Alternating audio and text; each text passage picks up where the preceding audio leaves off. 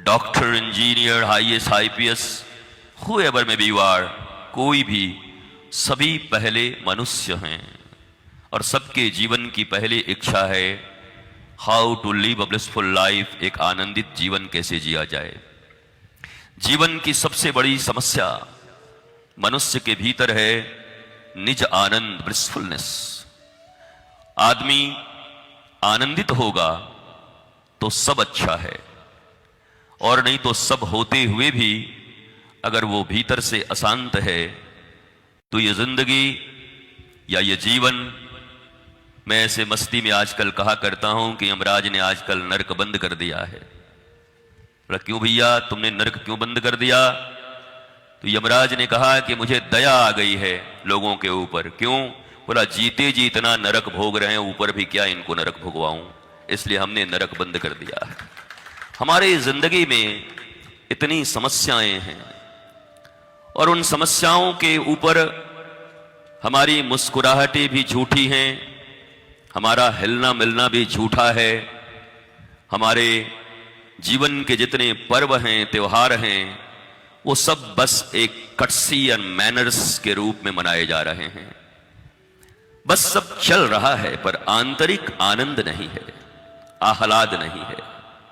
आप जहां भी जाओगे, मुझे तो बहुत दिन हो गए, बरसों हो गए, जब भी किसी से मिलना या किसी के आना, तो वो पहले तो बहुत कहते हैं ये है वो है वो है, हमारे पास ये है, 2 बेटे हैं, एक लंदन में है, एक अमेरिका में है, एक कमा गया, एक खा गया, एक वहां चला गया, और हमने बड़ी प्रतिष्ठा कमाई, हम तो पहले ये थे वो थे, यहां थे, 5 बंगले लखनऊ में है, 3 जयपुर में है, 5 मुंबई में है, 2 लंदन में भी बनाया है, न्यूयॉर्क और टेक्सास में बन रहा है। बहुत अच्छा है। आधे घंटे तक 45 मिनट तक बोलते बोलते हमने कहा हो गया। बोला ठीक है, लो प्रसाद। बोला एक बात और। बोला क्या? महाराज जी सब है पर शांति नहीं है। हम क्या वेद फिर तेरे पास क्या है? काहे को मेरा 45 मिनट खा गया।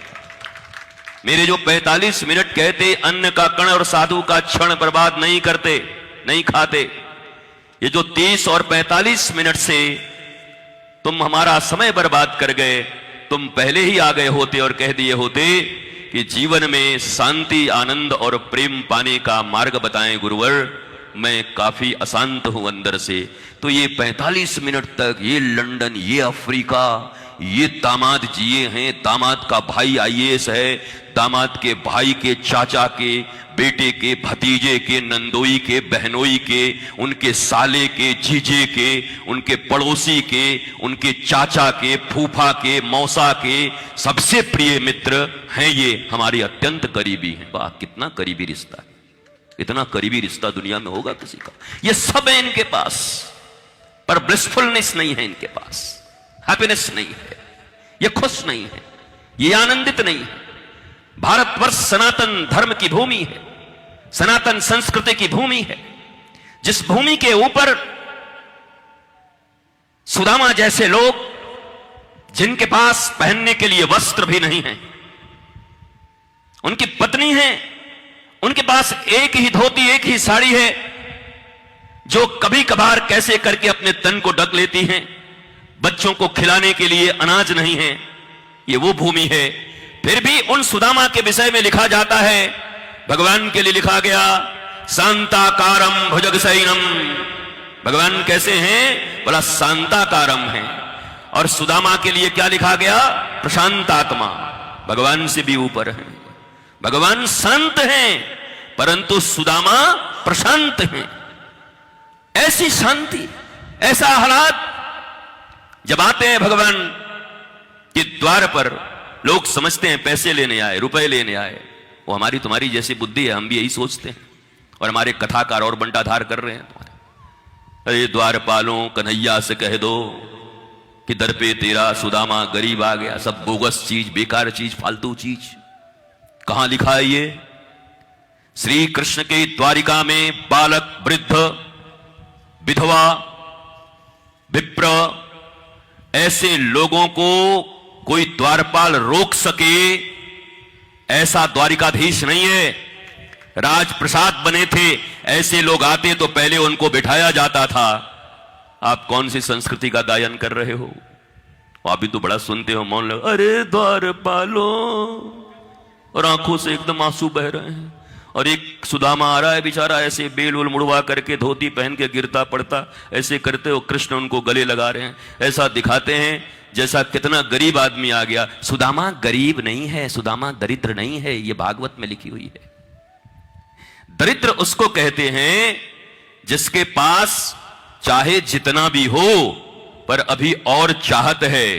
एलन मस्क दुनिया का सबसे ज्यादा धनवान आदमी है, पर कहता है कि अगर मैं $1 मिलियन और $1 बिलियन खर्च कर दूंगा, किस लिए? बोला ट्विटर अपना अगर नाम बदल दे, नाम बदल दे। ट्विटर राजी नहीं हो रहा है जल्दी से, बोला नहीं बदलूंगा, भले तू $1 बिलियन दे दे। तो भले ही दुनिया का सबसे बड़ा आदमी हो एलन मस्क, पर उसकी भी इच्छाएं पूरी नहीं हो रही हैं, तो दरिद्र आप उसको कह सकते हैं, मंच से घोषणा किया जा सकता है। पर सुदामा के हृदय में अयाचक वृत्ति है। सुदामा जानबूझकर, जितने ज्ञानी हैं, जितने कथा वो जानते, अगर उस वर्तमान समय में केवल एक गुरुकुल खोल करके सुदामा ने यह कह दिया होता कि हम राजाओं के बच्चों को पढ़ाएंगे, तो शायद सुदामा से बड़ा धनवान कोई नहीं होता, द्रोणाचार्य की तरह हो जाते। पर सुदामा और द्रोणाचार्य में बहुत अंतर है। इसलिए सुदामा को अपने सेज पर बिठा करके स्वयं नंदनंदन द्वारिकाधीश श्री कृष्ण, जो ऑल माइटी परमात्मा है, ईश्वर हैं, वो अपने सिंहासन पर बिठा करके किसी जल, गुलाब जल और इत्र से नहीं, बल्कि अपने नैनों के जल से उनके पांव धो देते हैं। क्या है उनके पास? क्या है उन सुदामा के पास? वो कहीं के कोई धनवान है, कोई लीडर है, कोई प्रीचर है, कोई टीचर है? कौन है वो? एक ऐसा व्यक्ति जो अपनी पत्नी को भी भोजन नहीं दे सकता, एक ऐसा आदमी जो स्वयं के भी भूख को नहीं मिटा सकता, एक ऐसा व्यक्ति जो अपने बच्चों के भूख को नहीं मिटा सकता, और दुनिया का वो सबसे बड़ा परमात्मा अपने सिंहासन पर बैठकर तुम दोगे? तुम दोगे ऐसा किसी को सम्मान? दिखता तो नहीं चेहरे देखने से। तुम सम्मान किसको दोगे? जो भरे हैं, जिनके पास सब कुछ है। और तुम कोई गलत थोड़ी हो। शिव जी के जमाने में भी ऐसा ही था।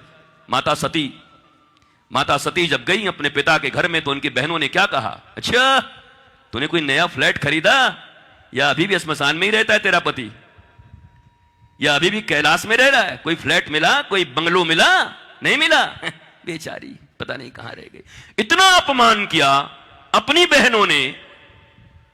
आदिदेव, अनादि, महादेव, शंकर, उनकी अर्धांगिनी सती। ध्यान से सुनो, हिंदू और सनातन कहने वाले, झंडे और डंडे से हिंदू राष्ट्र कभी नहीं आएगा। तुम्हारे झंडे और डंडों से कभी सनातन का राष्ट्र नहीं आएगा। अच्छे से सुन लोगे तो शायद ये बुद्धि भी खुल जाएगी, और बुद्धि के ऊपर विवेक काम करना शुरू कर देगा। तुम्हारी जनसंख्या जितनी है तुम नहीं ला सकते।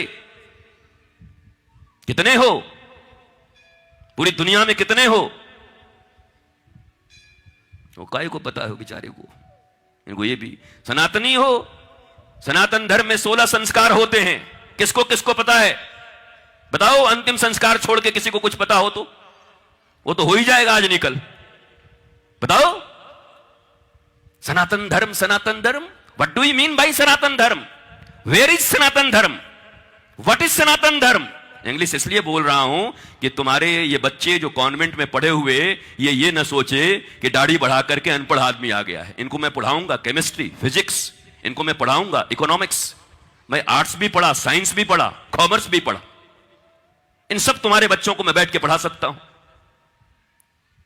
डॉक्टरेट के बहुत सारी ऑनररी डिग्रियां रखी हुई हैं मेरे पास। पर मैं आपसे पूछता हूं, आप जो मौखिक रूप से झंडे डंडे लेकर के सनातन सनातन कर रहे हो, सनातन का परिभाषा बताओ, सनातन के 16 संस्कार बताओ, और तुम्हारे घर में अगर एक भी संस्कार होता है तो वो बता दो। प्रातः काल उठ के रघुनाथा, मातु पिता गुरु ना वही माथा। मंदिर में हो, झूठ मत बोलना। अभी हाथ उठवा दूंगा। कितने के चिंकी मिंकी पिंकू ककड़ू बबलू लगलू हैं जो प्रातः उठ करके तुमको पहले मस्तक झुका के प्रणाम करते हैं। कितने के मम्मी, कौन मम्मी और हाँ तुम बहुत बढ़िया मैया, तुम आइडियल हो इसके लिए मैं आपको प्रणाम करता हूं। इस पूरे हजारों लोगों के बीच सभी सनातनी हैं, पर एक माता के घर में सिर्फ उनके बच्चे उठ करके उनको प्रणाम करते हैं, पिता को प्रणाम करते हैं और उसके बाद गुरु और भगवान को प्रणाम करते हैं। बट सनातनी तो सब कह गए अपने आप को कि हम सनातनी हैं, सब कह गए, पर वो राम जी के गुण कहां गए आपके भीतर? प्रात काल उठ के रघुनाथा, मातु पिता गुरु ना वही माथा। और हम लोग प्रात काल उठ के अनाथा, मोबाइल में मार ही माथा। तुम्हारे बच्चे तो मोबाइल में माथा मार रहे हैं प्रातः काल उठ के, पर तिलक लगा के तुम तो बहुत कह रहे हो कि मैं सनातनी हूं, और तुम सनातन धर्म बचा लोगे, और तुम हिंदू धर्म बचा लोगे, तुम संस्कृति बचा लोगे, ऐसे बचाओगे? एक शाकिर नायक खड़ा होकर के तुम्हारे मूर्तियों को लेकर के तोड़ देता है और कहता है जब तुम्हारे भगवान खुद को नहीं बचा सकते तो तुम क्या बचाओगे, तुमको क्या बचाएंगे? उसका जवाब तो तुम दे नहीं पाते, बगले झांकने लगोगे इधर से उधर। नॉलेजफुल होना है, ज्ञानी होना है। शास्त्र और शस्त्र, पहले शास्त्र। 1 वर्ष की उम्र में किसी बच्चे को शस्त्र नहीं सिखाया जा सकता, परंतु बच्चा जन्म ले उसके पहले मां के गर्भ में भी प्रहलाद की तरह उसको सनातन संस्कार सिखाए जा सकते हैं। पहले शास्त्र फिर शस्त्र। तुम शास्त्र तो चूक गए, तुमको गीता पता नहीं, तुमको वाल्मीकि रामायण पता नहीं, तुम्हें ब्रह्म सूत्र का ज्ञान नहीं, तुम्हें वेदांत का ज्ञान नहीं, तुम उपनिषदों के नाम तक नहीं जानते, झंडे लेकर सनातन सनातन करते हो। तुम बचाओगे सनातन? तुम्हारे बचाए सनातन बचेगा। उपनिषद पढ़ो, गीता पढ़ो, रामायण पढ़ो, ब्रह्म सूत्र में बहुत कम सूत्र हैं, उन सूत्रों को पढ़ो। और ये हमारे तुम्हारे बच्चे जब पढ़ेंगे वो ज्ञानी बनेंगे, ईश्वर के भक्त बनेंगे। माता ऐसी हो सकती है जो राक्षस के घर में भी प्रहलाद के जैसे महाभागवत भक्त को पैदा कर सकती है। कयाधु माता ने पैदा किया गुरुदेव नारद की कृपा से। जब कयाधु के गर्भ में प्रहलाद थे तो गुरुदेव नारद ने उनको सत्संग कराया। वो कैसी मां थी जिसको पता था कि मेरा पति राक्षस है, असुर है, ईश्वर विरोधी है, सनातन विरोधी है। उसके बाद भी उसके हृदय में था कि मेरे गर्भ से जब भी मेरा बच्चा जन्म ले तो वो ईश्वर का प्रेमी हो, ईश्वर का भक्त हो, सनातन का भक्त हो। इसलिए गुरुदेव नारद की सहायता ली उन्होंने। और गुरुदेव नारद ने गर्भ के अंदर प्रहलाद को संस्कारित किया। गर्भ के अंदर अभिमन्यु भी संस्कारित हुआ था, बस ढोलक बज जाने से अंतिम द्वार तोड़ने से चूक गया, नहीं तो वो द्वार भी शायद वो तोड़ सकता था। हमारे सनातन ग्रंथ ये बताते हैं कि ये 16 संस्कार का पालन अगर सनातन धर्मावलंबी करें, भारतवर्ष के लोग करें, इस दुनिया में जहां भी सनातन पद्धति से जीने वाले लोग हैं, अगर इन 16 संस्कारों का वो पालन करें, पुंसवन, पहले बच्चे पैदा करने के पहले भी संस्कार हैं, वो तुमको याद है, जानते हो कि उठे जाके मुंह उठा के विवाह करके चले गए स्विट्जरलैंड, कुल्लू और मनाली। मनाली जो ऋषियों की भूमि थी, तुमने भोग की भूमि बना दी। भोग रहे हो तुम। और ये सब लोग हैं जिनकी उम्र 70 साल है, कहते हैं बेटे का विवाह कर दिया, मनाली गए हैं बेटे और बहू। मनाली भेजे हो बेटे और बहू को, और सनातनी कह रहे हो अपने आप को कि मैं सनातनी हूं।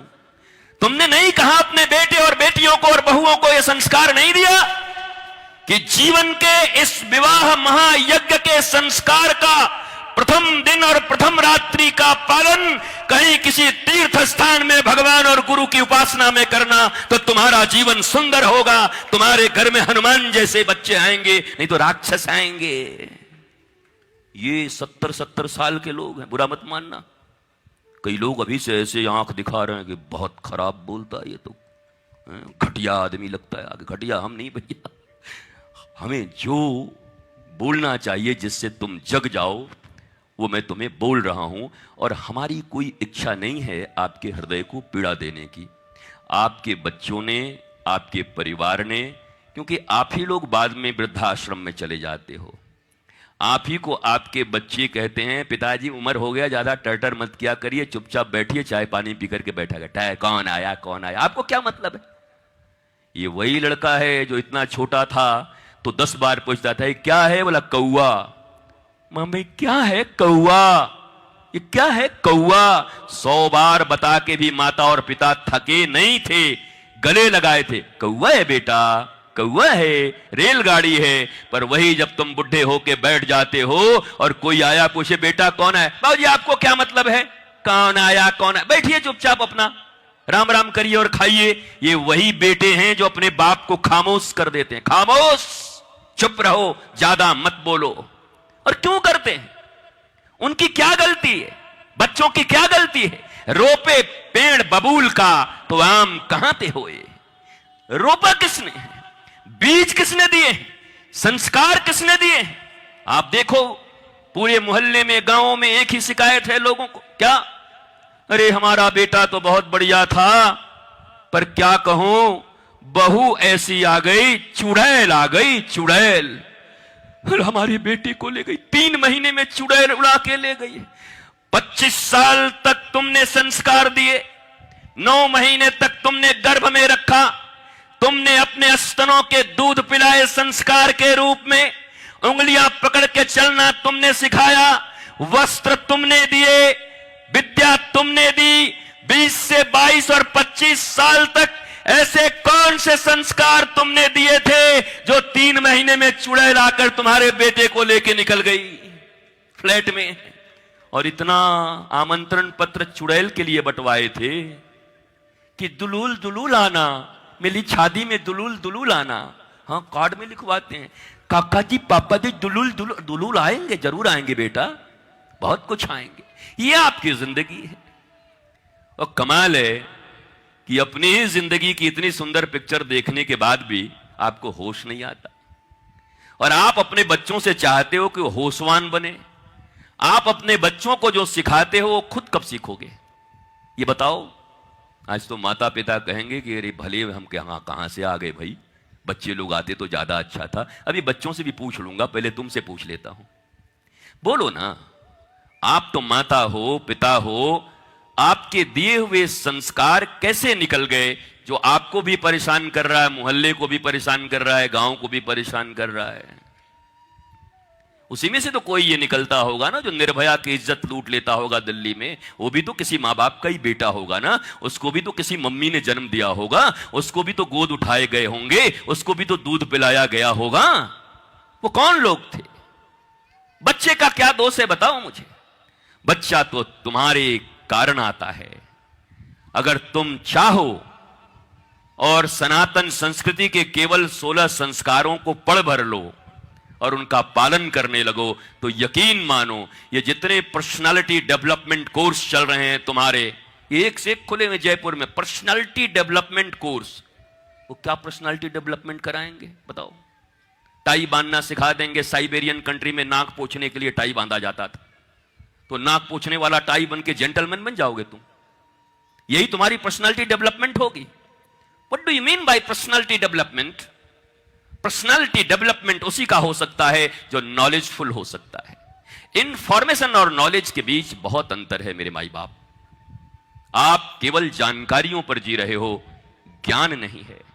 हमारे जीवन में, हमारी प्राचीन गुरुकुलम पद्धति में बच्चों को ज्ञान दिया जाता था और बाद में आप लोग कहते हैं कि इतने संत हैं, इतने गुरु लोग हैं, समाज क्यों नहीं सुधर रहा है?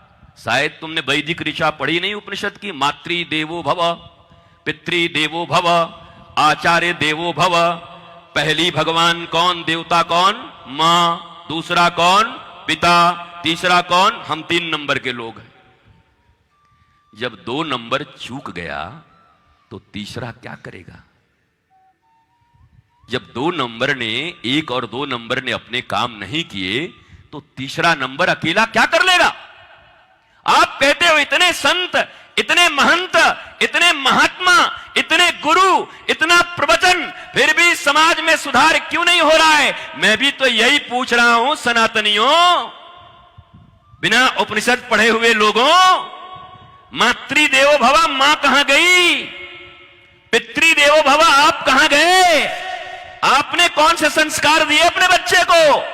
अगर आपने दिया होता तो निश्चित तौर पर यह तीसरा पीठ जो गुरु पीठ है, आचार्य पीठ है, उस पीठ में आकर के बच्चा, मैं निश्चय कह सकता हूं कि स्वामी विवेकानंद जैसा होकर के पूरी दुनिया में भारत माता के और हिंदुत्व का नाम रोशन करता। विवेकानंद ही तो पहली बार कहा था, गर्व से कहो हम हिंदू हैं। अब लोगों को चिढ़ होती है क्योंकि विवेकानंद को पूरा पढ़े नहीं लोग। विवेकानंद ने क्या क्या बातें कही हैं, विवेकानंद का नाम तो सब लेते हैं पर यह बात नहीं कहते। यह उन्हीं की भाषा है, गर्व से कहो हम हिंदू हैं। अब इसमें लज्जा की बात भी क्या है? जैसे संप्रदाय, आपने 70 साल तक, 60 साल तक सांप्रदायिक राजनीति के बीच में और धर्मनिरपेक्ष राजनीति के बीच में भारत झूलता रहा। आपको लोग क्या कहते हैं? सांप्रदायिक हो, और आप भी चुप हो जाते हो, नहीं नहीं हम सांप्रदायिक नहीं हैं। अरे हैं, हम पक्के सांप्रदायिक हैं। संप्रदाय का अर्थ होता है सम्यक प्रकार से हमारे पूर्वजों ने जो हमको प्रदान किया ज्ञान, जो हमारी धारा हमें दी, उसे संप्रदाय कहते हैं। पर आप कैसे डरपोक लोग हैं, आप अज्ञानी लोग हैं।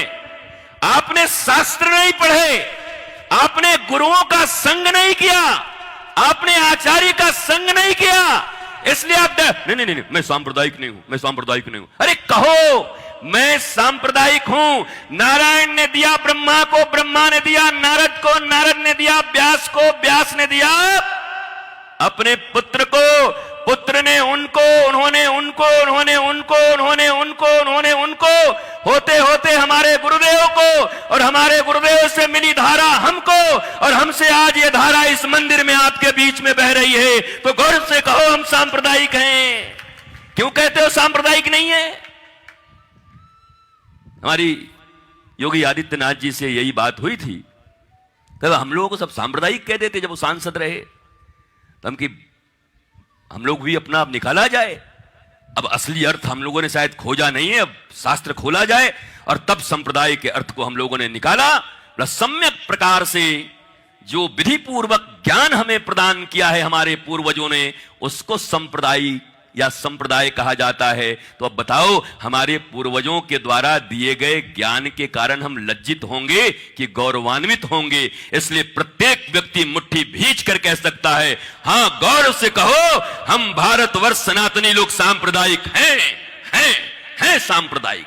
चूंकि हमें ज्ञान नहीं है इसलिए लोग हमें पीछे धकेल देते हैं, हम बचने लगते हैं। वो हमको सांप्रदायिक कह दिया। नहीं हम लोग नहीं, देखिए हम लोग सांप्रदायिक नहीं हैं, हम लोग भी ना सर्वधर्म को लेके, सर्वधर्म, दुनिया में धर्म एक ही होता है, सर्वधर्म कहां से आया? ये कहां का ज्ञान है? कब से आया ये? 2200 वर्ष पहले आया कि 1500 वर्ष पहले आया? धर्म शब्द का अर्थ क्या होता है? धारे, अभी अभी महात्मा जी यहां बैठे थे, संत जी, उन्होंने बताया धर्म शब्द का अर्थ, और धर्म के 10 लक्षण हैं। और सीधी बात, धर्म का इतना ही, धार्यति इति धर्म, सत्य धारण करने की क्षमता जिस व्यक्ति के भीतर है उसी को धर्म कहते हैं। तो अब बात बताओ कि धर्म करोड़ होगा, 10 होगा, 20 होगा, या 1 होगा?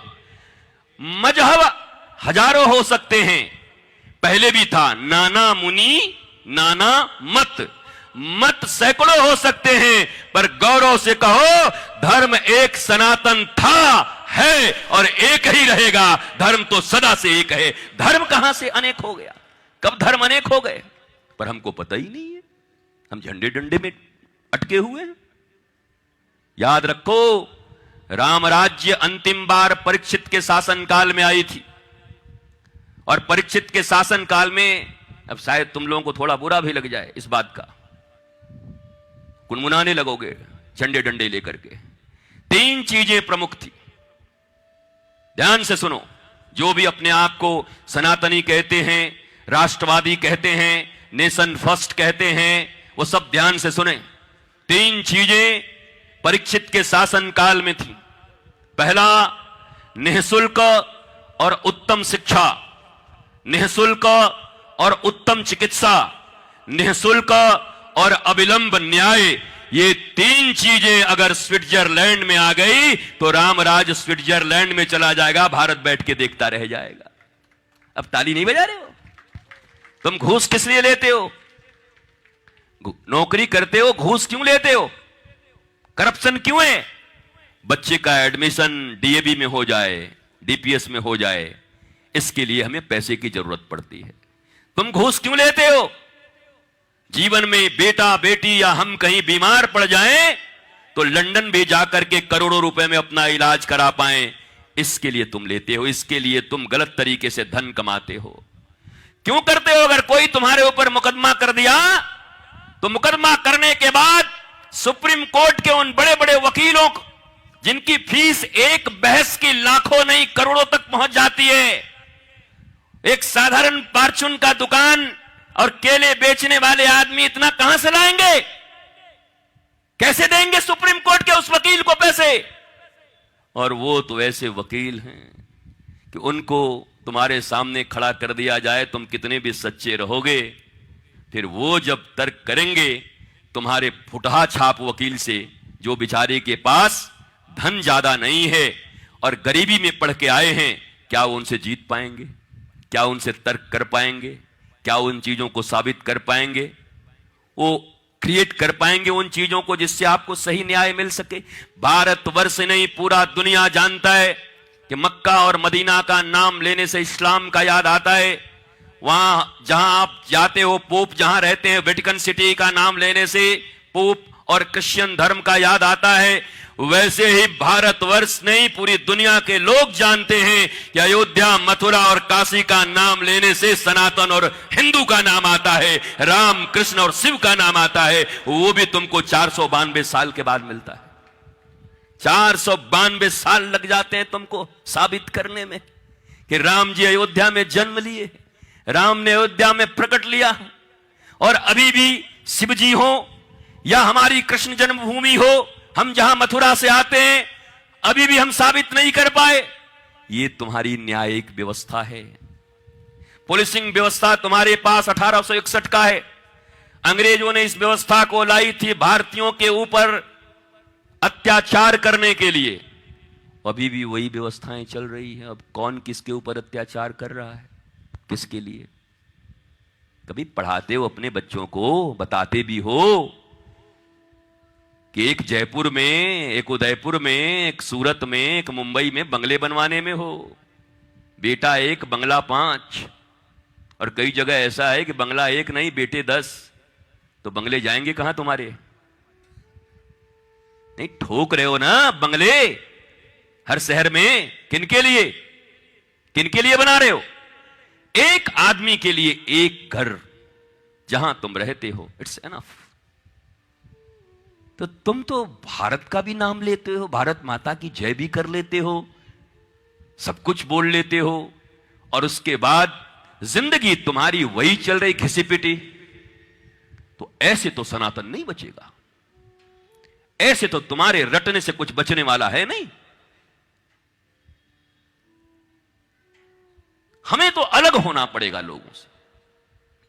हमारे चाल चलन, नियम नीति, हमारे बच्चों के दिए जाने वाली शिक्षा दीक्षा, ये सब हमें अपनाना होगा।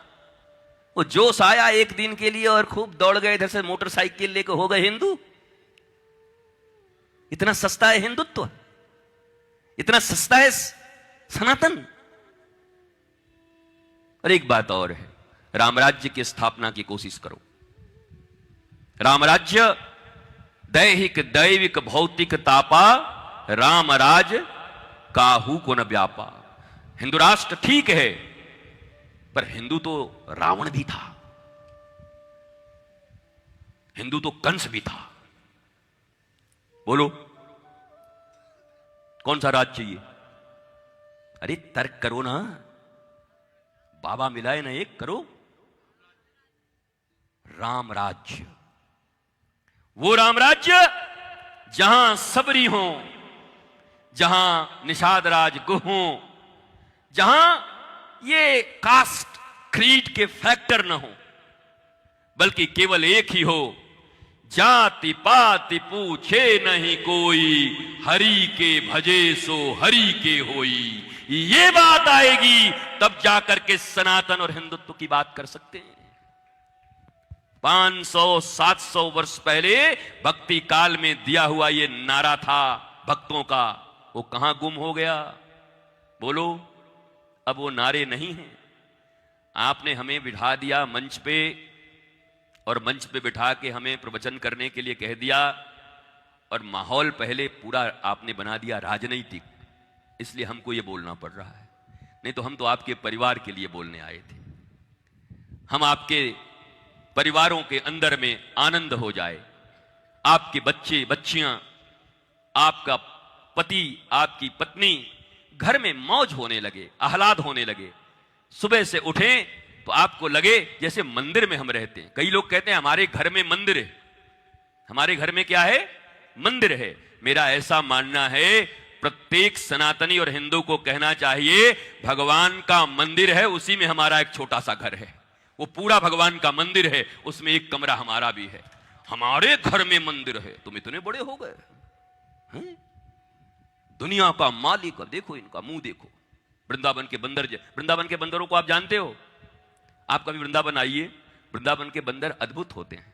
आप जाएंगे, हाथ में आपका केला सेव रहेगा, तो ऐसे करके आप अगर बंदर की तरफ देखे तो बंदर ऐसे करेगा, मेरे को कोई मतलब नहीं, अपना केला ले जा। और जैसे ही आप अपनी दृष्टि हटाओगे तो फट से ऐसे करके देखेगा, इसको खाना है। फिर जैसे ही आपकी निगाह पड़ी उस पर, ऐसे करेगा ला ला ला ला ला, गर्मी बहुत है आज। बंदर आपको 4-5 बार में वो भुला देगा कि उसकी दृष्टि केले की तरफ है। और आप जब भूल जाओगे कि आपकी दृष्टि, उसकी दृष्टि, अरे बेचारा बहुत बढ़िया है, ये वृंदावन के बंदर हैं भाई, ठाकुर जी के हैं, ये लोग दूसरे का सामान नहीं लेते। जैसे ही ये तुमको विश्वास हुआ और आगे बढ़े तो केला भी गया और चश्मा भी गया और पर्स भी गया, तीनों। अब फ्रूटी दो तब मिलेगा। ऐसे बंदर हैं हमारे यहां पर। हाँ, वो गई है मैया हमारी, गई है। तो ऐसे बंदर हैं। और मैं भी जब सनातन संस्कृति की बात करता हूं, माता पिता की बात करता हूं, तो कई लोगों को देखता हूं, पहले तो हमको देख के बढ़िया खुश होते हैं, बातचीत करते हैं। जब मैं बोलने लगता हूं तो ऐसे उनकी तरफ देखता हूं तो ऐसे करते हैं, ला ला ला ला ला। देखो भैया देखो, आंखें मिलाओ, आंख मिला के बात करो। उधर देखने से क्या होगा? आप देखो, अगर बच्चे प्रणाम नहीं करते तो ये सोचो कि हमसे भूल हो गई, क्योंकि वो तो कोमल बच्चे थे, छोटे छोटे थे। इतने बड़े बड़े जो सिखाते वो वही सीखते। इतने छोटे थे, अगर उसी समय सिखाते। हमने क्या सिखाया? बुआ, मंथरा 1 नंबर की, मौसी, सुर्पनखा, काहे को इतना पहचान करवाती हो? एक ही चीज पहचान कराओ भैया। मां को तो पहचानता ही है, जनक पिता को पहचान जाए, और धीरे धीरे गुरु और गोविंद की पहचान उसको कराया करो। देख ले बेटा, गोविंद गोविंद, गुरुजी गुरुजी, वो पहचान कराइए, उसकी शास्त्रों में रुचि होगी। वो इनकी खुशी का क्या मामला है? महाराज जी इसका उम्र 2 साल हो रहा, पूरा YouTube खोल लाते अपने आप, क्या क्या देखते रहता है। सावधान रहना, कुछ ऐसा वो ना देख ले 2-3 साल में। ये भी तुम्हारा, इसके लिए भी बड़े उछलते हैं। 2 साल का है, बड़ा इंटेलिजेंट है, क्या YouTube खोल लेता है। तुम्हारी खोपड़ी खोलेगा कुछ दिन के बाद, बड़ा तो होने दो। यही YouTube देख देख के तुम्हारी खोपड़ी खोलने वाला है, वो YouTube खोल रहा है। अरे आप चाहो तो अपने उस लालन को, उस बिटिया को, उस लाली को पता नहीं क्या संस्कार दे सकते हो। एकदम प्रारंभ से, छोटे से, जैसे प्रणाम करो, प्रणाम करो पिताजी को, और धीरे धीरे धीरे सीख जाएगा कि मुझे पहले पिता को, माता को, गुरु को, ईश्वर को प्रणाम करना है। ये एक संस्कार, केवल एक संस्कार तुम्हारे बच्चों के भीतर कितना बड़ा परिवर्तन ले आएगा तुम सोच भी नहीं सकते। अब जिनके वाले बड़े हो गए वो क्या करें, उनका तोता बड़ा हो गया, कंठ फूट गया। कंठ फूटे तोते को सीताराम सिखाओगे तो सीखता है? कंठ फूटा तोता आ जाए बोले सीताराम, सीताराम, पर छोटा सा तोता अगर हो सीताराम सीताराम, तो ये जब तक बचा है, मेरे नौजवान भाई बहन जो पीछे खड़े हो, कुछ ही दिन में तुम्हारी भी डफली बजने वाली है, घोड़े पे बैठ के जाओगे। तुम कम से कम ये काम कर लेना। तुमने तो अपने मां बाप को कभी प्रणाम नहीं किया, गुरु को कभी प्रणाम नहीं किया, प्रातःकाल उठ के रघुनाथा, पर तुम जब करना, शायद ये ज्यादा व्यस्त होंगे, वक्त इनके पास नहीं होगा, पर आज तुम इतना याद रखो कि तुम्हारी जिंदगी जब शुरू हो तो तुम्हारे घर में आने वाले उन संतानों को अगर पहला कोई संस्कार दे सकते हो तो माता, पिता, गुरु और ईश्वर को प्रणाम करने सिखा देना। तुम्हारे सारे काम हल आसान हो जाएंगे। ये कर लेना, ये ज्यादा अच्छा। दे लेंगे, वोट दे लेंगे हम सब, सबको समझदारी है कहां देना है। डेमोग्राफी बदल रही है, सभी समझ रहे हैं। कुछ ज्यादा जरूरत नहीं है ज्यादा खुल के कुछ कहने की। मैं थोड़ा फील कर रहा था, मैं कभी ऐसा बैठा नहीं अपनी जिंदगी में, फर्स्ट टाइम मुझे ऐसे बैठना पड़ा। तो मैं अपनी मस्ती में बैठता हूँ, अपने पीठ में, आश्रम में, देश दुनिया में जाता हूँ। जब मुझे कभी किसी विषय पर बोलना होता है तो भारत के जो चैनल्स हैं, श्रेष्ठ चैनल्स, उन पे मैं एक्सक्लूसिव आकर के बोल देता हूँ, अपने राय को रख देता हूँ, हमारी बातें हो जाती हैं। पर इस तरीके से थोड़ा अभी बैठ नहीं पाया, तो बैठना बड़ा अच्छा लगा। और अच्छी बात है, राष्ट्र के लिए सभी सोच रहे हैं, राष्ट्र के लिए कर रहे हैं। आप सब राष्ट्र के धर्म के बारे में लोगों को बताते रहिए, ठीक है? राष्ट्र धर्म के बारे में बताते रहिए। पति पत्नी तो आप लोग हैं ना, बहुत सारे लोग हैं यहाँ पर। आप बाहर अपने दोस्तों के साथ बैठे रहते हैं तो क्या नाम लेके ही बुलाती है? ऐसे कर, इशारा काफी होता है भैया, हैं? मुझे लगता है धर्मपीठ को इशारे ही करने चाहिए, धर्मपीठ को इशारा करना चाहिए। वो इशारा समझने के योग्य हमारा सनातन समाज जब बनेगा ना, तब आगे काम बढ़ेगा। नहीं सभी एक्सपोज हो जाओगे, ले दे के 10 आदमी वही एक्सपोज हो जाएंगे, क्या करोगे फिर? शास्त्र पढ़ाइए, संस्कृति पढ़ाइए, संस्कृति दीजिए। ये पक्की बात है कि शास्त्र संस्कृति से जो जुड़ेगा उसको कुछ कहने की जरूरत नहीं होगी। बस इतना, दीप से दीप जलाते चलो, प्रेम की गंगा बहाते चलो, उसको तो इतना ही इशारा काफी है। और जब धर्मपीठ के जगह पर बैठे, स्थान पर बैठे, तो धर्माचरण जो सनातन के घरों से लुप्त हो गया है उस विषय में चर्चा करें। ये चर्चाएं तो रोज हो रही, गली गली हो रहा है, खुल के हो रहा है, सब देख रहे हैं। पर तुम्हारे बच्चे को प्रणाम करना कौन सिखाएगा?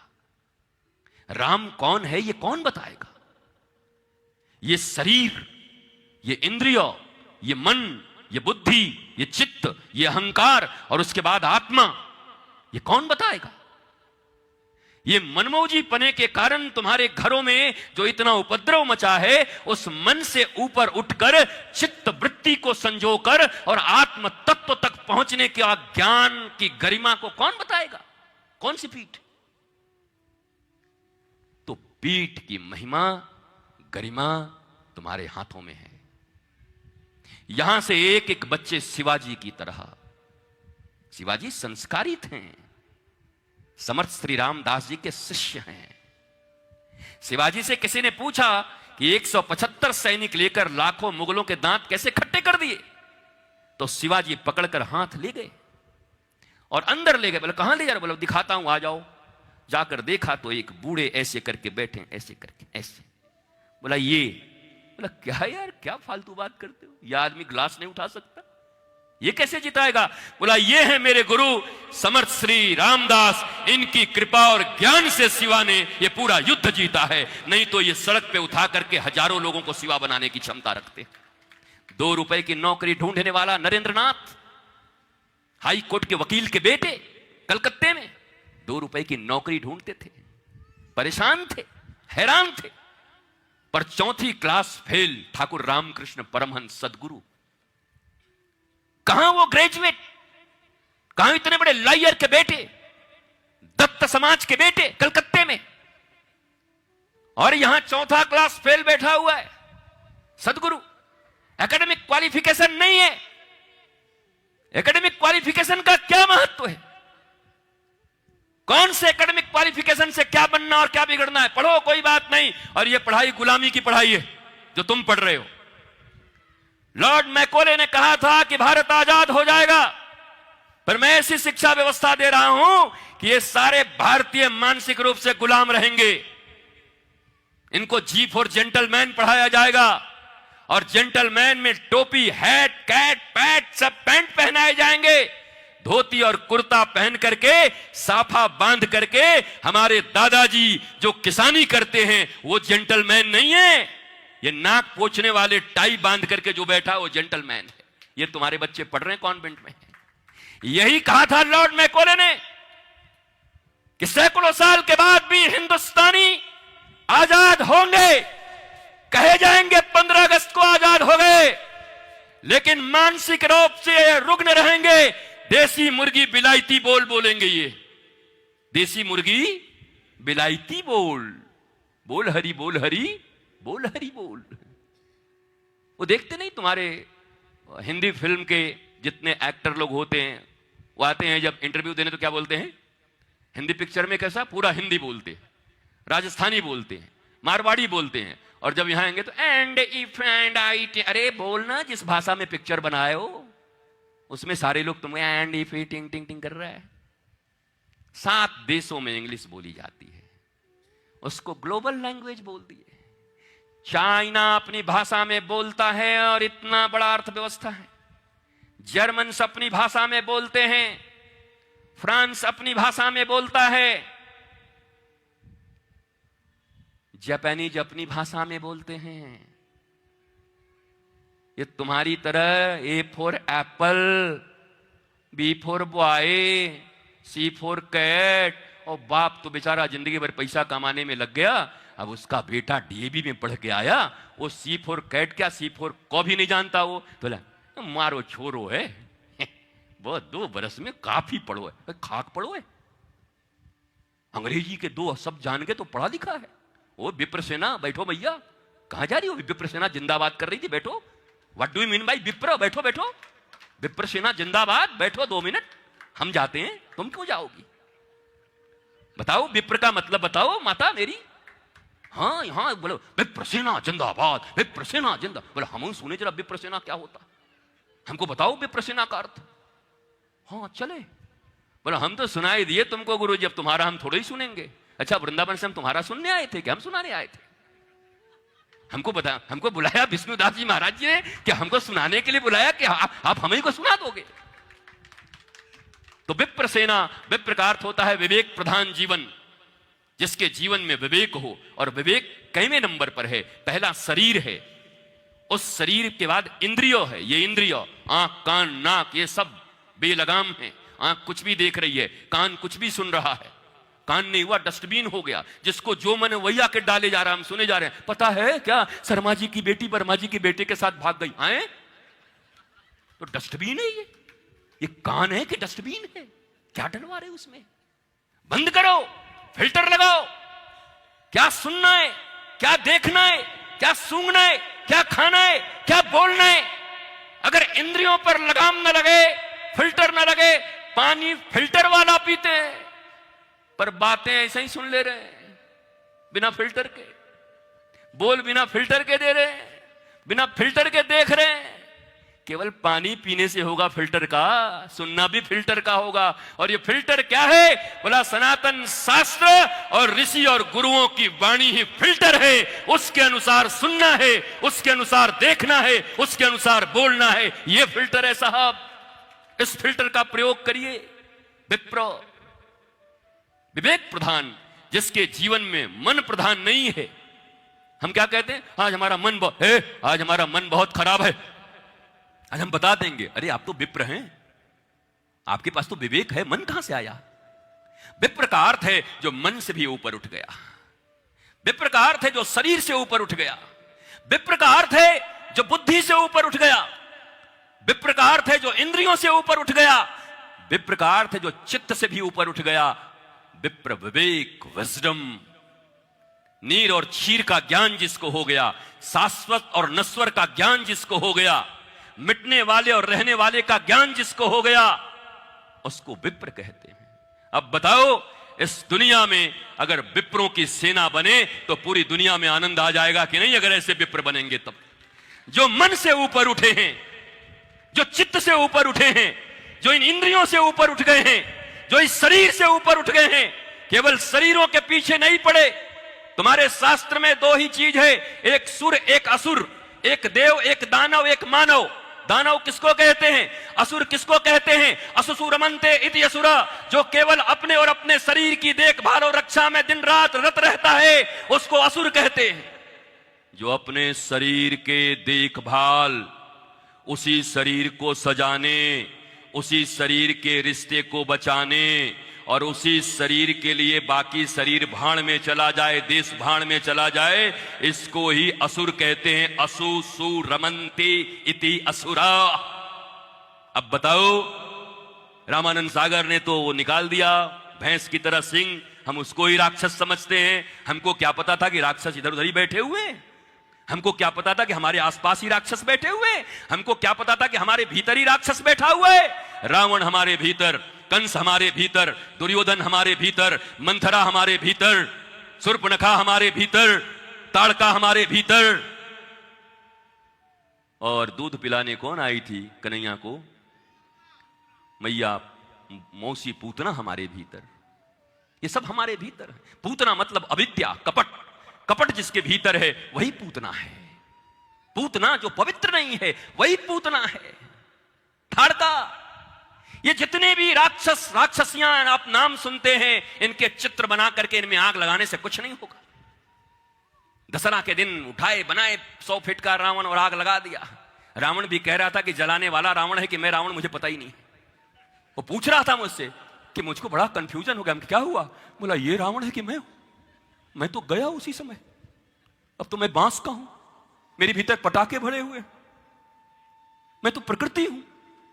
ये जो सामने है, हम कि हाँ भाई मुझे भी सोचना पड़ेगा, है कौन, किसने किसको जलाया? प्रतीक के रूप में अच्छी बात है। प्रतीकों को याद रखोगे तो अपनी सनातन संस्कृति जीवित रहेगी। करो, लेकिन उसके साथ साथ ये प्रयत्न भी करो कि रावण के भीतर जो अहंकार था, रावण के भीतर जो मोह था, वो हमारे भीतर न रहे। तो वही दशहरा सबसे प्यारी दशहरा होगी। जिस दिन हमारा अहंकार और मोह जलेगा, उस दिन सच्चा रावण जलेगा। हमें वो भी जलाना पड़ेगा। ये तो जला ही रहे, वो भी जलाना पड़ेगा। नहीं हम तो फ्री हो गए। ये रावण जला करके हमने कहा रावण दहन करके आ रहे हैं। अब पत्नी कह रही कि साक्षात रावण तो घर में चला रहा है। कहां गए थे भैया? और दुर्योधन मार कर, दुर्योधन तुम हो? जापान के बस के अंदर विवेकानंद बैठे हैं। एक व्यक्ति फटे हुए सीट को सिल रहा है ऐसे ऐसे करके। तो विवेकानंद पूछा, कंडक्टर हो, खलासी हो, क्या हो, कर्मचारी हो? बोला नो, मैं जापानीज हूं और राष्ट्र का भक्त हूं, राष्ट्र का नागरिक हूं। तो आप क्यों सिल रहे हो? बोला इतना सा फटा हुआ है, कोई उंगली डाल करके और फाड़ न दे। हमारे राष्ट्र की संपत्ति है, इस मेरे पास समय है, मुझे अभी अगले स्टेशन पर उतरना है और मैं इसको सिल दे रहा हूं। ऐसे ही तो हमारा राष्ट्र बड़ा होगा। बताओ राष्ट्रभक्ति जापान में कैसी है? और मेरा भारत महान। और ट्रेन में बंधा हुआ है, बाथरूम में जंजीरों में वो मग। कमाल है। बारे महान भारत। जिस भारत में ट्रेनों के भीतर में मग जंजीरों में बांध कर रखे जाते हैं, यही तो आपके संस्कारों का, आपके भारत प्रेम का, आपके राष्ट्र प्रेम का, क्योंकि कथनी से कुछ नहीं होता, करनी बताती है। और करनी बता रही है कि मग खुला रह गया तो अपने गुसल खाने में चली जाएगी, ट्रेन देखता रह जाएगा कहां गया सरकारी मग। इसलिए उसमें जंजीर लगे। इसलिए नाना पाटेकर कभी कभी कहता था, ट्रक के अंदर लदा है 2 नंबर का सामान, फिर भी मेरा भारत महान। बताओ, वो भी संत हैं। जो ऐसी बातें तुमको सिखा दे वो भी संत हैं। संत का मतलब क्या है, क्या समझते हो? हम ही संत हैं दाढ़ी बढ़ा के इस कपड़े में। मुझे पता है आज जो मैया ने कहा कि मेरे घर में मेरे बच्चे सुबह उठ करके मुझे, पिताजी को और गुरु और गोविंद को प्रणाम करते हैं, मैं उन मैया को संत मानता हूं, गार्गी मानता हूं, उनको प्रणाम करता हूं। कोई जरूरी नहीं कि आपके कपड़े कैसे हो। संतत्व तो विचार है, साधु एक विचार है। सुभत्व की भावना जिसके भीतर में होगी वही संत होगा, वही साधु होगा, वही गुरु होंगे। गुरु का अर्थ है जो अंधेरे से प्रकाश की ओर ले जाए, समस्या से समाधान की ओर ले जाए, उसी को गुरु कहते हैं। और जो वास्तव में सत्य की तरफ ले जाए, परमात्मा की तरफ ले जाए, उसको सदगुरु कहते हैं। सदगुरु उनकी तरफ ले जाए, क्योंकि गुरु में थोड़ा खतरा है। आप जा रहे हो ठर्रा पीने के लिए और रास्ता पता नहीं है, और आपने किसी से पूछा भैया रास्ता किधर है, तो वो भी बता देगा, तो वो भी गुरु हो जाएगा। रास्ता बताने वाले को क्या बोलते? गुरु, क्योंकि उसने मार्ग बताया।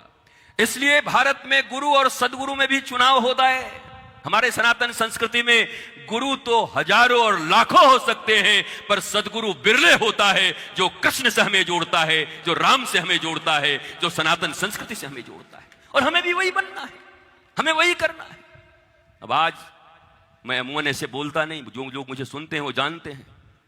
आज मैं फॉर्म में आ गया हूं कि तुमने नेतागिरी कर दी। हाँ, इसलिए हम क्या करें, हम तो आए थे बड़े प्रेम से बैठ करके करें। यद्यपि वो बहुत रईस हैं और बहुत पवित्र घराने की बिटिया हैं दिया जी, और व्यक्तिगत तौर पर भी हमारे गुरुदेव कहा करते थे कि पवित्र कुलीन लोग अगर इस देश को चलाने के लिए आए तो इस देश में भी कुलीनता और आनंद का प्रवाह होगा। इसलिए मैं उन बिटिया को पसंद करता हूं और उनको अपना आशीष देता हूं।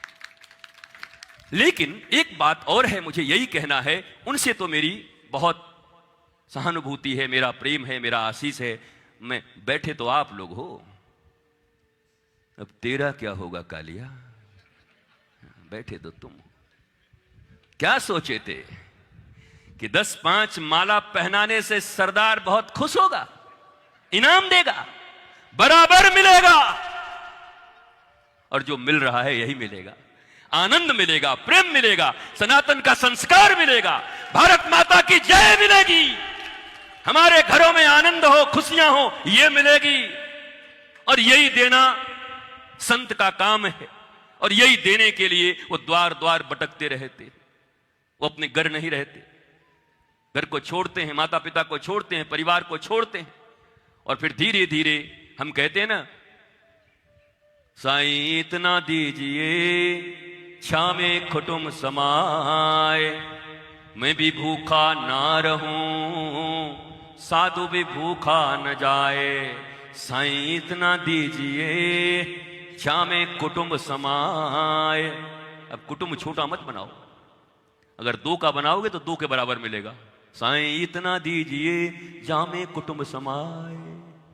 हम 2, हमारे 2 और 1 साधु को खाने दो, 1 से ज्यादा नहीं आते। हम लोग 5 आएंगे, नहीं बाबा गुरुदेव 1 आइए ना, घर में कोई नहीं। तो साईं इतना दीजिए, तो कुटुंब ऐसा बना दो जैसा सनातन संस्कृति में कहते हैं। सनातन संस्कृति कहता है वसुधैव कुटुंबकम, पूरी वसुधा हमारी कुटुंब है। इसलिए प्रभु हमें खूब दो, जितना देना है दो, हम साधुओं को भी खिलाएं और अपने कुटुंब को भी खिलाएं। वो हमारा कुटुंब हो। कम से कम 10-20 का तो बनाओ, 50 का तो बनाओ, मोहल्ले का तो बनाओ, 10 पड़ोसियों का तो बनाओ। इतनी एकता तो लाओ मेरे भारतवासियों, मेरे सनातनियों। अपने मोहल्ले में, वार्ड में प्रधानमंत्री को देखने लगते, प्रधानमंत्री को गाली देने लगते हैं, वो ठीक नहीं है। और ये अपने वार्ड पार्षद को पहले ठीक से देख लो। तुम्हारी पहुंच जहां तक है वो स्थान ठीक कर लो, तो क्या होगा सीढ़ी सीढ़ी सीढ़ी से चढ़ते चढ़ते एक दिन उस छत तक पहुंच जाएंगे। अगर हमारे मोहल्ले के पार्षद से हम अच्छा काम करवा पाए तो एक दिन प्रधानमंत्री से भी सर्वश्रेष्ठ काम हम करवा पाएंगे। भारत देश की लोकतंत्र की खूबसूरती यही है। ग्राम पंचायत से करवाओ ना। बैठे हैं यहां पर वार्ड पार्षद के पास और चाय पी करके बाइडेन को पुतिन हरा देगा, जिनपिंग है ना, बाइडेन पुतिन और जिनपिंग। अभी पत्नी आएगी झाड़ू लेके, बोलेगी सब्जी लाया, सब बाइडेन घर में रह जाएंगे तुम्हारे और जिनपिंग घर में रह जाएंगे। तो अपने रेंज में रहो। आपके मोहल्ले में जो लीडर हैं, जो लीड करते हैं, उनके चरित्र को देखो, उनके कर्म को देखो और उनसे पूछो, उनको अकाउंटेबल बनाओ अपने प्रति कि भैया तुम हो इस गली के, तुम हो इस बूथ के अध्यक्ष, अब तुम्हारा चरित्र जैसा होगा भारत वैसा ही बनेगा। 1, 10, 20, 50, 100 लोग मिलकर के एक व्यक्ति को ठीक कर सकते हैं और इसी को कहते हैं दीप से दीप जलाते चलो और तब प्रेम की गंगा बहाते चलो। हम खाली बड़ी बड़ी बातें करते, बदल देंगे हम, कि तुम क्या बदलोगे, तुमसे पार्षद नहीं बदल रहे हैं, तुम बदल दोगे। जिस दिन मतदान होगा उस दिन तुमको खांसी आ जाएगी कि चलोगे क्या, हमको बहुत खांसी, हम नहीं जा पा रहे हैं, चलोगे क्या मतदान, बहुत अच्छा फिल्म आ रहा है छोड़ो ना, चलोगे क्या, नहीं नहीं मौसी की बेटी आ गई है साथ, उसी के साथ जा रहे हैं। तुम तो नहीं देते, तुम तो मतदान नहीं करते, तुम पहुंच ही नहीं सकते वहां पर। तो वो चीजें भी, मैं मतदान जागरण यात्रा के लिए निकला था राजस्थान में, छत्तीसगढ़ से आ रहा हूं 10 दिन करके, अभी राजस्थान में कर रहा हूं। सब मतदान करें, जम के करें और खूब करें, पर किसको करें हमको पता नहीं, विवेक से करें। विप्र सेना जब यहां पर है तो विवेक से करें, अपने विवेक से करिए, पर खूब करिए, जम के करिए, एक एक व्यक्ति निकल के करिए। राजस्थान राष्ट्र सबका निर्माण करना है, यह अच्छा होगा तो हमारे बच्चे सुरक्षित होंगे, हमारे बच्चे नौकरी पे जाएंगे, कल पढ़ने जाएंगे। अगर सुरक्षा व्यवस्था ठीक न रही, लॉ एंड ऑर्डर ठीक न रहा, तो आप भी कभी शांति से नहीं रह पाएंगे। इसलिए इसको लोकतंत्र का महापर्व कहा जाता है। होली, दीपावली, दशहरा से भी बड़ा पर्व है ये, क्योंकि यही महापर्व ये तय करेगा कि होली, दीपावली और दशहरा ठीक से मनेगी कि नहीं मनेगी। अगर ये पर्व ठीक से मन गया तो होलियां भी ठीक मनेंगी, दीपावली भी ठीक मनेगी और दशहरा भी ठीक मनेगा। तुम होली, दीपावली, दशहरा मनाने के लिए इतने उत्सुक होते हो, पर इस लोकतंत्र के महापर्व मनाने के लिए तुम्हारे भीतर उत्सुकता क्यों नहीं है? होना चाहिए, करना चाहिए। और मैं यही अपील करने भी आपसे आया हूं। अगली बार जब आऊंगा तो आपसे आपके परिवार की बात करूंगा। इस बार तो आप चूक गए, हमको फंसा दिए, तो हमने आपको फंसा दिया। हम तो कुछ और बोलने आए थे, आपने हमको फंसाया। जो मुहि मारा,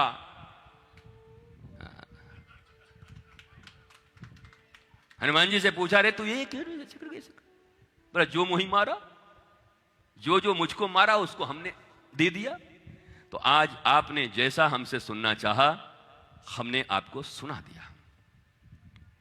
अब आगे कभी मिलोगे, वृंदावन मिलो, कहीं मिलो, यहां मिले, तो फिर आप जैसा चाहोगे हम वैसा सुना देंगे।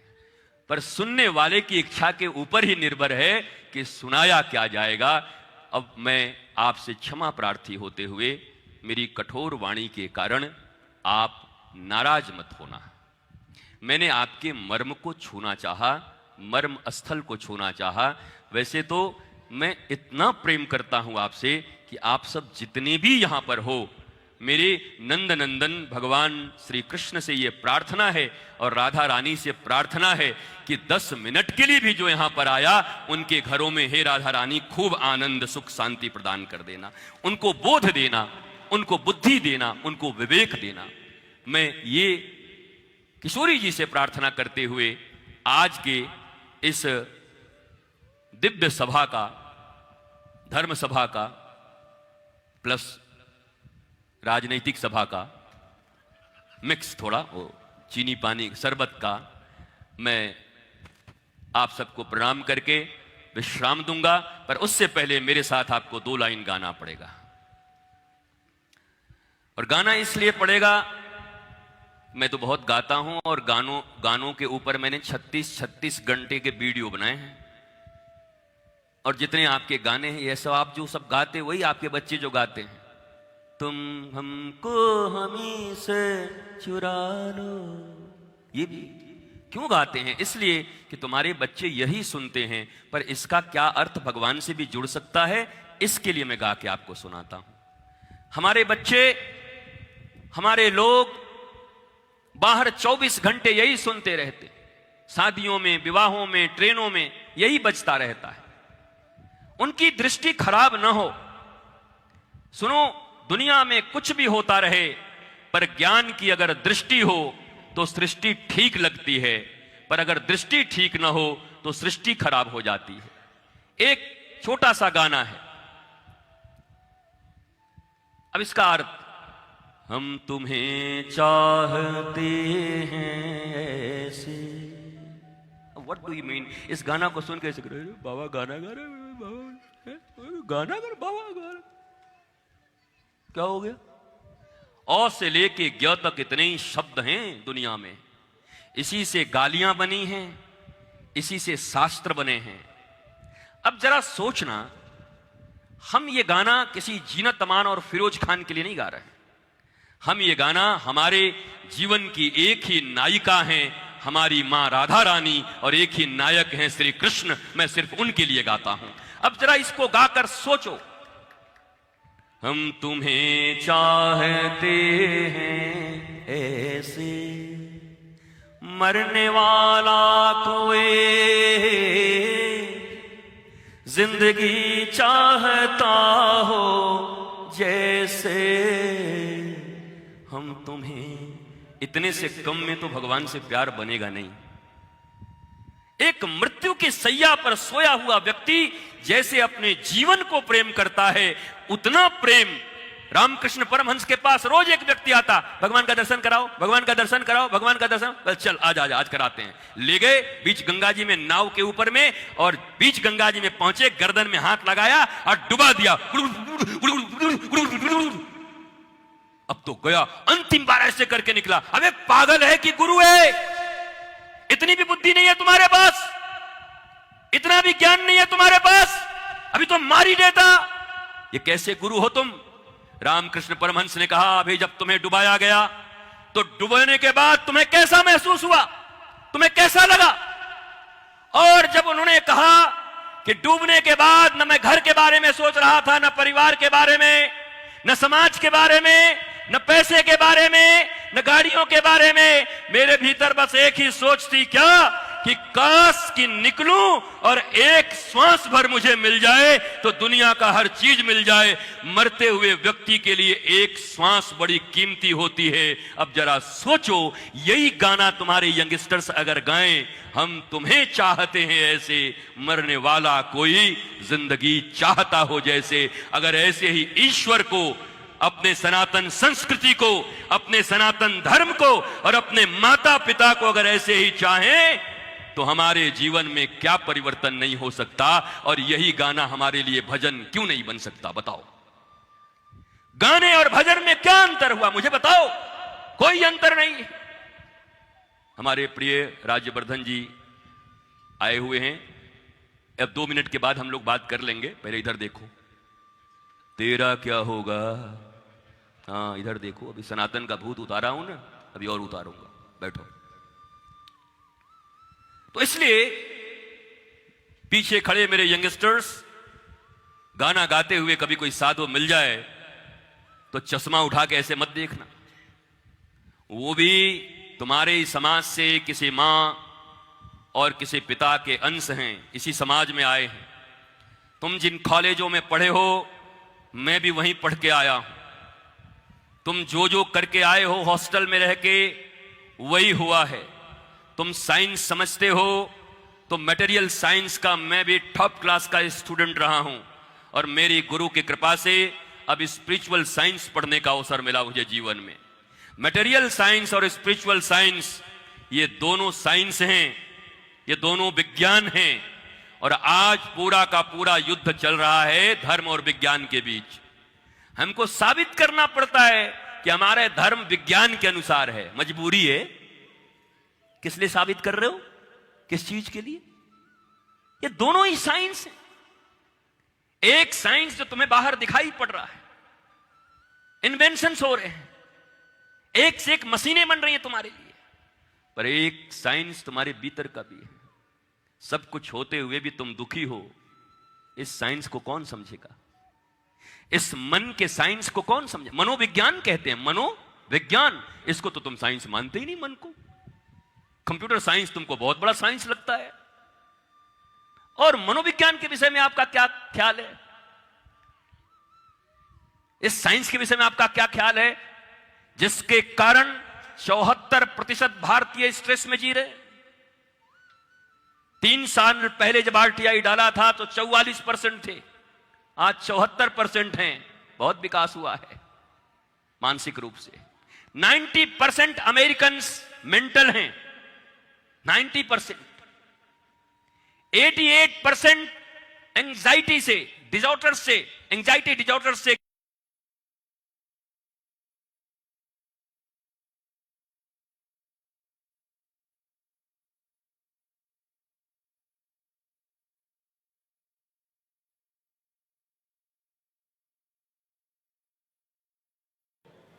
GDP की बात करो, ये आंकड़े कहां से आए?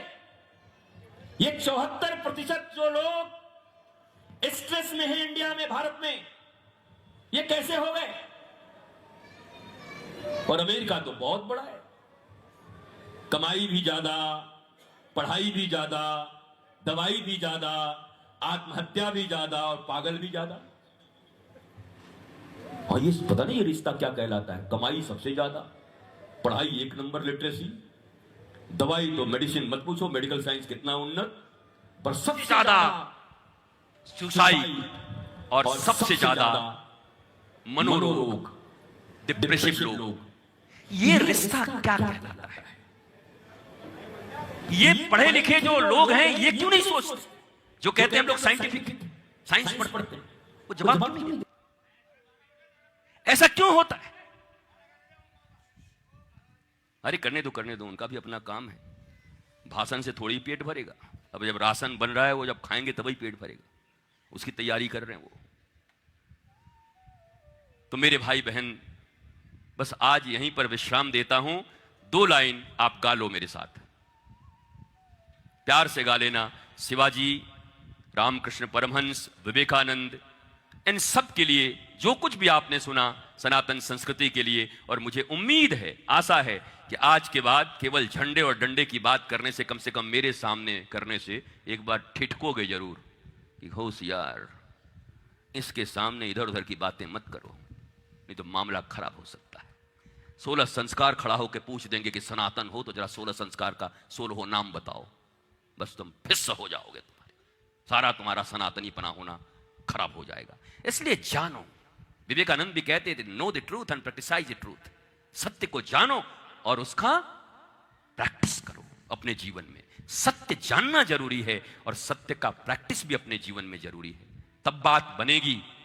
और यह बात तभी बनेगी जब समाज में संतों की, गुरुओं की, सद्गुरुओं की पूछ होगी, जब उनके लिए तुम वास्तव में अपने हृदय में प्रेम रखोगे, ज्ञानियों के प्रति प्रेम रखोगे। हमारा तुम्हारा प्रेम ज्ञानियों के प्रति नहीं, धनवानों के प्रति है। हमारा तुम्हारा प्रेम बाहुबलियों के प्रति है।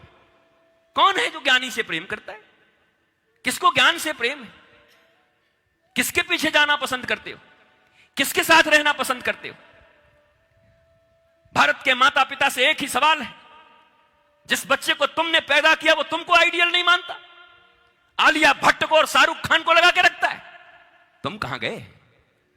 जन्म तुमने दिया, पढ़ाए तुमने, तुम गीले में सोई मां, लेकिन तुम्हारे तस्वीर नहीं लगाते हो, तुम रोल मॉडल नहीं हो उनके, तुम आइडियल नहीं हो उनके। उनके आइडियल कैसे लोग हैं? बोला इनके 1 मिलियन फॉलोअर्स हैं, इनके क्या करते हैं? कम कपड़े में रहते हैं, गर्मी इनको ज्यादा लगती है, और उनके फोटो लगा के तुम्हारे बच्चे बैठे हैं, और तुम कहते हो मैंने जन्म दिया है। जननी होना आसान है, मां होने में समय लगता है। जननी सब हो सकते हैं, पर मातृत्व तो तब होगी जब वो संस्कारित होंगे, उन्हें संस्कार दो। और भारत संस्कारों का देश है, इसलिए संस्कारों पर चर्चा हो। संस्कारों की बातें, हवा हवाई बातों से कुछ नहीं होने वाला है। जब संस्कार बनेंगे, संस्कार बढ़ेंगे, सब बदल जाएगा, सब कुछ। अभी भी वक्त है, हम बचा सकते हैं अपनी संस्कृति को, हम बचा सकते हैं अपने सनातन को, लेकिन वो केवल नॉलेज से होगा। Emotion without knowledge is very dangerous. ऐसा इमोशन 2 दिन का जिंदाबाद मुर्दाबाद और नॉलेजलेस, ज्ञान नहीं है। ये इमोशन आपको कहीं दूर तक नहीं ले जा सकते। 1-2 दिन का प्रमोशन मिल सकता है आपको, तो knowledgeful. And there are big difference between information. Google के इंफॉर्मेशन और गुरु के ज्ञान में बड़ा अंतर होता है। तुम गूगल के इंफॉर्मेशन से अपने आप को ज्ञानी कह सकते हो, पर गुरु के ज्ञान से तुम ज्ञानी हो सकते हो। एक से कहे जा सकते हो और एक से हो सकते हो। मुझे उम्मीद है तुम कहा जाना पसंद नहीं करोगे, होना पसंद करोगे।